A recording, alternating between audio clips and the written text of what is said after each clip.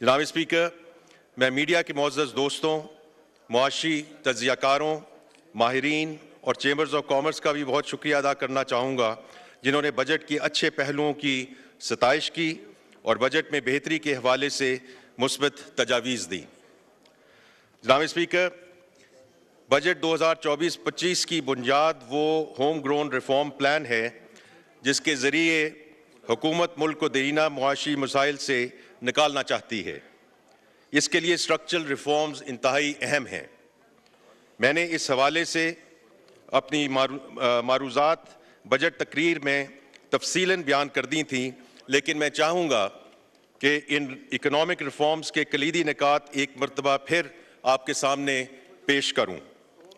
Tax to G D P ratio کو 13% تک بڑھانا، S O E reforms, privatisation, energy sector reforms. حکومت اس پلان کے ساتھ پوری طرح کمیٹڈ ہے اور ان نکات پر عمل درآمد کا آغاز کر دیا گیا ہے۔ ایف بی آر کی ڈیجیٹلائزیشن کے عمل کو تیز کیا جا رہا ہے۔ پاور سیکٹر کمپنیوں کے بورڈز میں تبدیلیاں لانے اور پرائیویٹ سیکٹر پروفیشنلز کو شامل کرنے کے لیے قانون میں ترمیم پارلیمنٹ میں آج پیش کی جا رہی ہے۔ پی آئی اے کی نجکاری کے عمل کو تیزی سے آگے بڑھایا گیا ہے، جس کی تفصیل میں نے اپنے تقریر میں پیش کی تھی۔ جناب اسپیکر، معاشی بہتری کے لیے اس ہوم گرون پلان کے دیگر نکات درج ذیل ہیں۔ پرائیویٹ سیکٹر کو مرکزی اہمیت دینا، معیشت میں انسینٹیوز کو درست کرنا تاکہ ہم ایک گورنمنٹ لیڈ اکانومی سے ایک مارکیٹ ریفرنس کو شامل کرنے کے لیے قانون میں ترمیم پارلیمنٹ میں آج پیش کی جا رہی ہے۔ پی آئی اے کی نجکاری کے عمل کو تیزی سے آگے بڑھایا گیا ہے، جس کی تفصیل میں نے اپنے تقریر میں پیش کی تھی۔ جناب اسپیکر، معاشی بہتری کے لیے اس ہوم گرون پلان کے دیگر نکات درج ذیل ہیں۔ پرائیویٹ سیکٹر کو مرکزی اہمیت دینا، معیشت میں انسینٹیوز کو درست کرنا تاکہ ہم ایک گورنمنٹ لیڈ اکانومی سے ایک مارکیٹ ڈریون اکانومی بن سکیں۔ ٹارگیٹڈ سوشل پروٹیکشن سسٹم، قیمتوں اور ایفیشنسی میں بگاڑ پیدا کرنے والی سبسڈیز کا خاتمہ، broad based fair taxation system کا قیام اور آخر میں جدید تعلیم اور سکلز ڈیولپمنٹ کی انیشیٹو۔ میں یقین کروانا چاہتا ہوں کہ حکومت پر سنجیدگی عمل کر رہی ہے۔ اس حوالے سے اسٹیک ہولڈرز کو کوارٹرلی بیسس پر عمل درآمد کے حوالے سے اپ ڈیٹس مہیا کی جائیں گی۔ جناب اسپیکر، قومی اسمبلی کے معزز اراکین کی طرح معزز سینیٹرز نے بھی بجٹ تجاویز کا بغور جائزہ لیا اور کئی اہم تجاویز پیش کی۔ یہاں میں سینٹ کی قائمہ کمیٹی برائے خزانہ کے تمام اراکین، خصوصاً جناب گزار ہوں۔ قائمہ کمیٹی کے اجلاس میں ان تمام تجاویز پر سیر حاصل بحث ہوئی۔ مفاد عامہ کے پیش نظر حکومت نے ان میں سے کئی تجاویز پر عمل کرنے کا فیصلہ کیا ہے، جن کی تفصیل درج ذیل ہے۔ نمبر 1، انکم ٹیکس کے حوالے سے سم بلاک کرنے اور غیر ملکی سفر پر پابندی جیسے اقدامات پر عمل درآمد سے پہلے نان فائلرز کو پرسنل ہیئرنگ کا موقع دیا جائے گا۔ نمبر 2، سیکشن 116 کے تحت غیر ملکی اثاثوں اور شریک حیات کے اثاثوں کے ڈکلیریشن کے بارے میں جب شریک حیات ٹیکس پیئرز کا ڈیپینڈنٹ ہو، ایکسپلینیشن شامل کی جائے گی۔ نمبر 3، سیلز ٹیکس، انکم ٹیکس اور ایف ای ڈی کے لیے ڈیفالٹ سرچارج کی شرح کو بڑھا کر قائبر پلس 3% یا 12% میں سے جو بھی زیادہ ہو کر دیا گیا ہے۔ اس بات پر بھی اتفاق کیا گیا ہے کہ انکم ٹیکس ریٹرن تاخیر سے فائل کرنے والوں کے جرمانے میں اضافہ کرنے کی تجویز کو فائلرز کے ہیبیچول ہونے سے مشروط کر دیا جائے۔ اگر ٹیکس پیئر نے گزشتہ 3 سالوں میں سے کسی ایک میں بھی اپنا ریٹرن بروقت جمع کرایا ہے تو اس پر ٹیکس کی شرح میں اضافہ نہیں ہوگا۔ نمبر 5، اسٹیشنری آئٹمز کے لیے ٹیکس ایگزمپشن کو برقرار رکھا گیا ہے۔ نمبر 6، سیلز ٹیکس ایکٹ کے 8ویں شیڈول کے ٹیبل 1 کے سیریل نمبر 73 کے تحت ایچ ای وی کے لیے موجودہ ریڈیوس ریٹس کو بھی برقرار رکھا گیا ہے۔ نمبر 7، ای ایف ایس 2021 کے تحت لوکل سپلائز کی زیرو ریٹنگ کو ختم نہیں کیا جائے گا۔ نمبر 8، سیلز ٹیکس اور ایف ای ڈی کیسز کی کمشنر اپیل سے اپیلٹ ٹریبونل کو منتقلی کی تاریخ میں 16 جون 2024 سے 31 دسمبر 2024 تک توسیع کر دی گئی ہے۔ اور آخر میں سیلز ٹیکس ایکٹ 1990 کے مجوزہ سیکشن 25 کی ڈرافٹنگ میں بہتری کی تجویز کو قبول کر لیا گیا ہے۔ جناب اسپیکر، زراعت، تعلیم اور صحت کے شعبے حکومت کی ترجیحات میں اہم ہیں۔ وزیر اعظم کی خصوصی ہدایت کے مطابق ہم نے زراعت، صحت، تعلیم اور رینیوبل انرجی کے شعبوں میں ہر ممکن تحفظ دینے کی کوشش کی ہے۔ اس سلسلے میں جو تجاویز ہیں بشمول جو محترم بلاول بھٹو صاحب نے بھی ان کا ذکر کیا، جن میں خیراتی ہسپتالوں پر سیلز ٹیکس کا استثناء برقرار رکھنا، ٹیکس ریبیٹ کی، وہ سب ہیں جن کو ریویو کر ان کو اکوموڈیٹ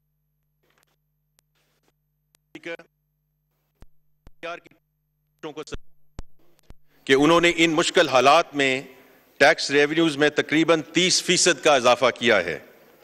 مستقبل میں بھی ایف بی آر کا کردار انتہائی اہم ہے۔ یہی وجہ ہے کہ ہم ایف بی آر کی ریفارمز کو فاسٹ ٹریک کر رہے ہیں۔ وزیر اعظم پاکستان ایف بی آر کی ڈیجیٹلائزیشن، ٹیکس پالیسی اور انتظامی اصلاحات کی خود نگرانی کر رہے ہیں۔ حکومت نے بجٹ 2024-25 میں ایف بی آر کی ڈیجیٹلائزیشن اور اصلاحات کے لیے 7 ارب روپے مختص کیے ہیں۔ ساتھ ہی ساتھ حکومت ٹیکس پالیسی اور ایڈمنسٹریشن کو علیحدہ کرنے کے لیے ٹھوس اقدامات لینے جا رہی ہے۔ Track and trace system, point of sale کے دائرہ کار کو وسیع کیا جا رہا ہے تاکہ ٹیکس کے نظام میں لیکیجز کو دور کر کے حکومتی آمدن میں اضافہ کیا جا سکے۔ جناب اسپیکر، ہمارے ملک کے تاجران اور دکانداروں کو قومی ضرورت کے مطابق ٹیکس نیٹ میں آنا ضروری ہے۔ ایسے ٹھوس اقدامات کی ضرورت ہے جس سے قوم اور ملک ترقی کی جانب گامزن ہو۔ مجوزہ بجٹ 2024-25 میں ایف بی آر نے ایسے اقدامات کا اصولی فیصلہ کیا ہے جس کے تحت تاجران، ریٹیلرز اور ڈسٹریبیوٹرز کو ٹیکس کے دائرہ کار میں لایا جائے گا۔ اس سلسلے میں پہلا اور مؤثر قدم نان فائلرز کے لیے سیکشن 236G اور سیکشن 236H کے ریٹ میں بھاری اضافہ کیا جا رہا ہے۔ 1 جولائی 2024 سے اس کا اطلاق تمام سیکٹرز پر ہوگا۔ اب وقت آ گیا ہے کہ جو دکاندار ایف بی آر کی تاجر دوست اسکیم کا حصہ نہیں بنتے، ان کے خلاف سخت اقدامات کیے جائیں۔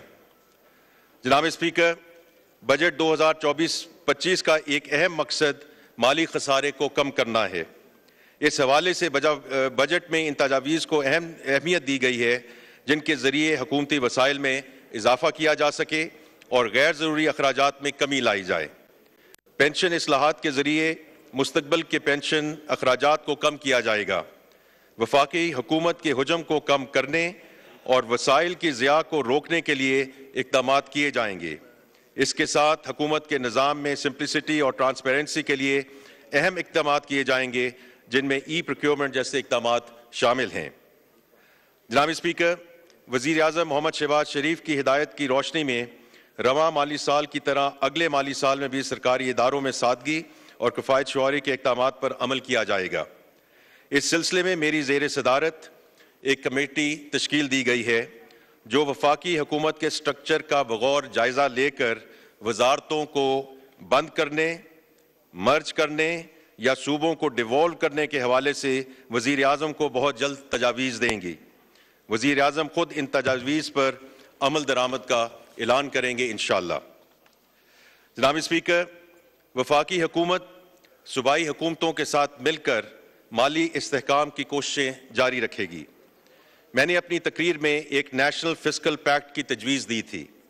اس حوالے سے وفاقی حکومت صوبوں کے ساتھ مل کر ملک کے مجموعی مالی وسائل میں اضافے کی خواہش مند ہے۔ ساتھ ہی ساتھ ڈیوالوڈ فنکشنز پر ہونے والے وفاقی اخراجات کی شیئرنگ کے حوالے سے بھی بات کی جا رہی ہے۔ وفاقی حکومت کے بجٹ میں توازن لانے کے لیے ضروری ہے کہ صوبائی حکومتیں قومی نوعیت کے اخراجات میں بھی اپنا حصہ ڈالیں۔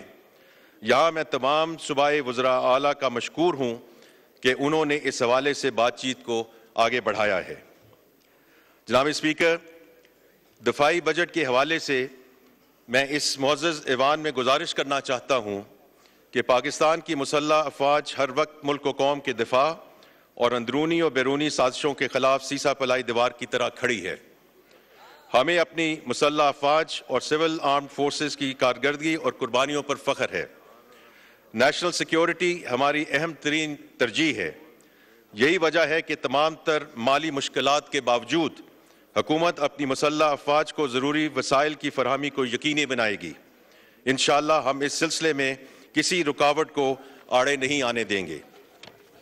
جناب اسپیکر، کئی معزز اراکین قومی اسمبلی اور سینٹ نے ملک میں سرمایہ کاری کو فروغ دینے کے لیے اقدامات پر زور دیا ہے۔ حکومت اس حوالے سے ٹھوس اقدامات اٹھا رہی ہے، جن میں سی پیک فیز 2 پر عمل درآمد کو تیز کرنا سر فہرست ہے۔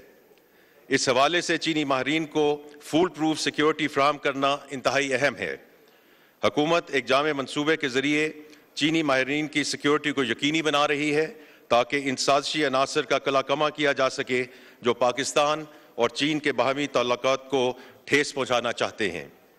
وزیر اعظم صاحب اور SIFC کی بدولت دوست ممالک خصوصاً سعودی عرب اور متحدہ عرب امارات کی جانب سے پاکستان میں سرمایہ کاری میں مثبت پیش رفت ہوئی ہے۔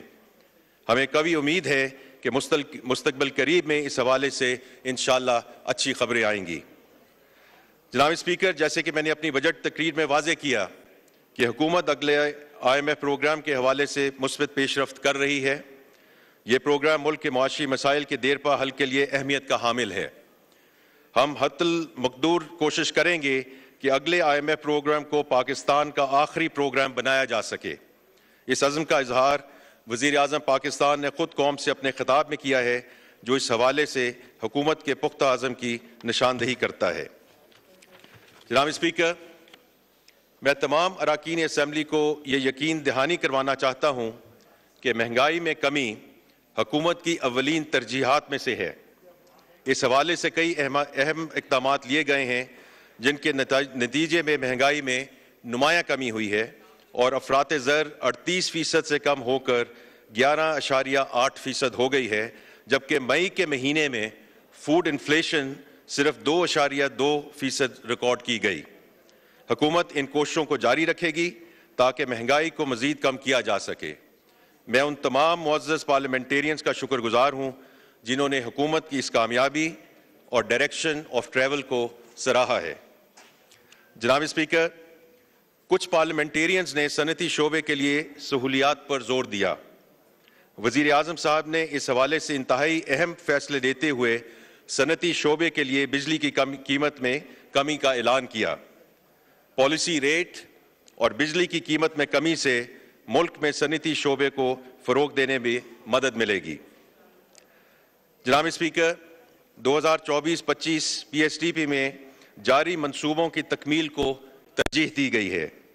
تقریباً 81% وسائل جاری منصوبوں کے لیے مختص کیے گئے ہیں تاکہ ان منصوبوں کی تکمیل سے معیشت کو بروقت فائدہ حاصل ہو سکے۔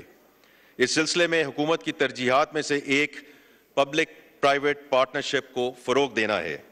یہی وجہ ہے کہ 1500 ارب کی PSTP میں 350 ارب پبلک پرائیویٹ پارٹنرشپ کے لیے مختص کیے گئے ہیں۔ جناب اسپیکر، میں ایک مرتبہ پھر وزیر اعظم، نائب وزیر اعظم، کابینہ کے ساتھیوں، وزیر مملکت برائے خزانہ اور تمام اراکین اسمبلی کا تہہ دل سے مشکور ہوں جن کی رہنمائی سے بجٹ کو بہتر بنانے میں مدد ملی۔ میں قومی اسمبلی اور سینٹ کے افسران اور سٹاف کے لیے 3 بنیادی تنخواہوں کے برابر آنریریا کا اعلان کرتا ہوں۔ آخر میں اس سلسلے میں PRA اور پارلیمنٹری رپورٹرز کا بھی شکر گزار ہوں جنہوں نے دن رات اجلاس کی رپورٹنگ کی ہے۔ آخر میں ایک مرتبہ پھر دہرانا چاہوں گا کہ ہمارے معاشی اور اقتصادی بحالی میں قومی اتفاق رائے بہت اہمیت کی حامل ہے۔ میں تمام سٹیک ہولڈر سے گزارش کروں گا کہ وہ حکومت سے معیشت کی بحالی کے لیے ہر ممکن تعاون جاری رکھیں تاکہ ہم پاکستان کو ایک مرتبہ پھر اس کا کھویا ہوا مقام واپس دلوا سکیں انشاءاللہ۔ پاکستان زندہ باد۔